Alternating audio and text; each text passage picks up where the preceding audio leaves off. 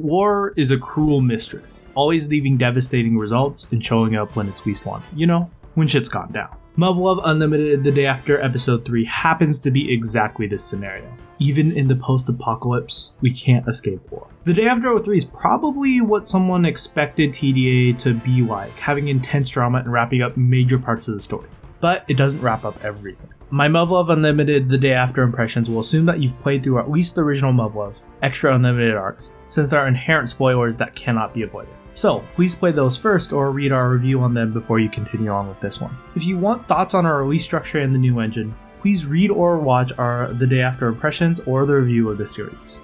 The Day After Episode 3 begins with tensions high and then eventually bursting. Despite Hibiki's best efforts to end war, the war machine marches forward. Muv Luv has a very interesting relationship with war. While always being a military story, we've never actually seen war because the enemy has always been Beta. Given that humans have always been on the losing side against Beta, they did not have time to wage war against each other. That said, the post-Beta era was always speculated, and war was always on the horizon. Alternative 5 actually comes as a result of the Americans trying to push for this post-Beta reality. So, when conflicts arise in Muv Luv, it's a special thing. While leading to disastrous results, war pushes people to the limits and provides some of the most interesting storytelling possible. The narrative even spends time tying up loose ends from the main trilogy.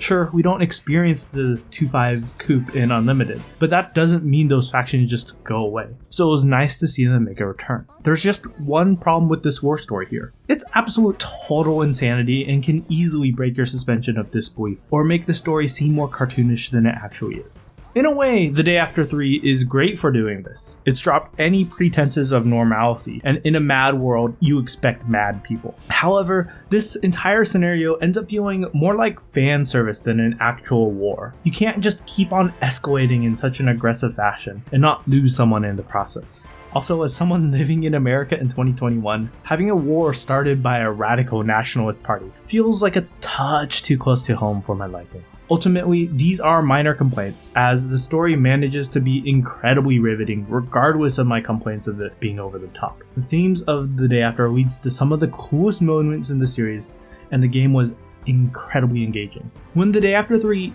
eventually comes down to earth, it finishes up Hibiki's personal story for the most part, and that's riveting in execution.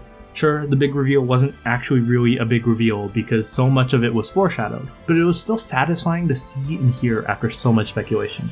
There are also many great character moments in The Day After Episode 3, and the depth of its cast is at its climax. Ellen in particular had amazing moments, which made me loving The Day After cast all that much more. TDA03 is the conclusion of Hibiki's story, and I thought it was done extremely well. Because Day After 03 starts with the tension so high, it really can't ramp it up in the end. So those events at the end of the game feel far more muted than the rest of the big bang moments of The Day After. This isn't bad per se, and the action was very compelling, but it did feel hollow because more questions arose than answers. The Day After 03 isn't the end. Along with Muv Luv Integrate, Muv Luv fans also have Resonate or The Day After 04 to look forward to, with hopefully more backstabbing and despair to come. There are lots of political foreshadowing here, and the conflict about power struggles in the Japanese government seemingly will go all out in the next chapter. Given that TDA03 through TDA03 was released all at once, having to wait for TDA04 and ending with a cliffhanger is incredibly jarring and honestly the most irritating part of the game. TDA03 has some of the best moments in the series. Not only is there a war, but the game has some absolutely amazing character moments that wrapped up Hibiki's personal story in a satisfying way. I'm left really liking The Day After 3 overall,